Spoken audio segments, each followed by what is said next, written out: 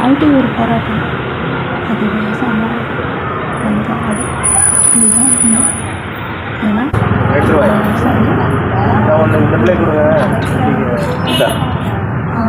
இவர் எனக்கு ஒன்றும் தெரியல, சொன்னாலும் அது புரியல. அவங்க மட்டும் சொல்லுவாங்க கேளு, இதை விற்றுக்கிட்டு போகிறாங்க, 30 ரூபா கிடைக்க போகிறாங்க. என்ன பேரா? பேரா பொருளங்க உண்டா அங்க வாங்க கையில கொடுங்க.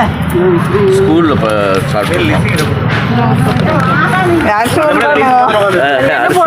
அரிசி புழுங்கரிசியை நல்லா வறுத்து விட்டேன், அரைச்சி விட்டேன், கூழ் மாட்டாச்சு, சர்க்கரை மேலே வந்து தேங்காய் துருவி அப்படியே அதை சுருட்டி விட்டு அவ்வளோதான். வெல்லம், சர்க்கரை, ஏலக்காய், இதுதான் பேரு தான் எனக்கு வாயிலே நுழைய மாட்டேங்குது.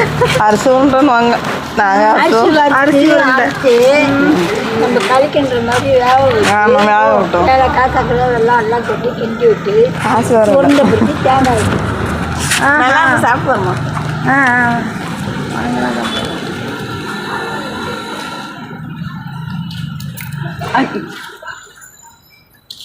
அஞ்சு ரூபாய்க்கு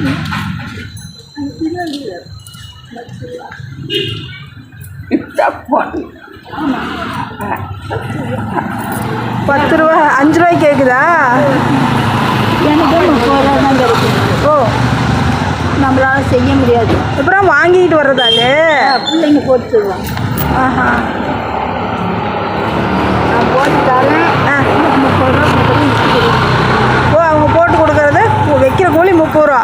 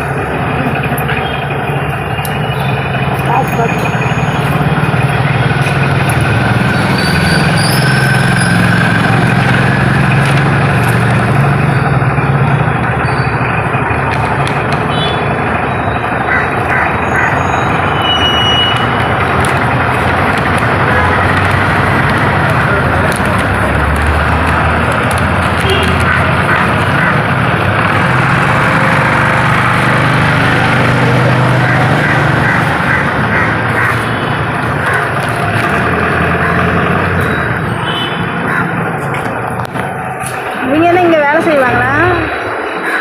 எல்லாம் வாங்குவாங்க. இங்கே வந்து உட்காந்துருக்குறோம். முதல்ல வாங்கினாங்க ஒட்டுக்கா கோயிலில் வாங்கி எல்லாத்தையும் கொடுத்தாங்க. ஓ, அது வந்து அப்பப்போ கொடுத்துட்டு போவாங்க. வர்றதில்லை, இப்போ தான் நான் வந்தேன். அவங்க 11.5 வருஷம் நாங்கள் அந்த கோயிலில் கொண்டு போய் கொடுத்தா அவங்க வாங்கி எல்லாத்துக்கும் கொடுத்துட்றது. அங்கே எந்த கோயில்? இந்த கோயில் தான். இங்கே தான் சந்தில் இருக்குது.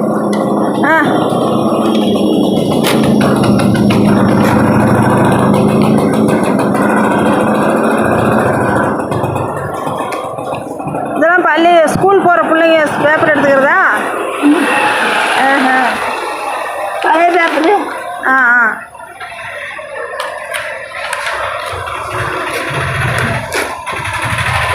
சூப்பர், பரவாயில்ல, நல்ல வியாபாரம்.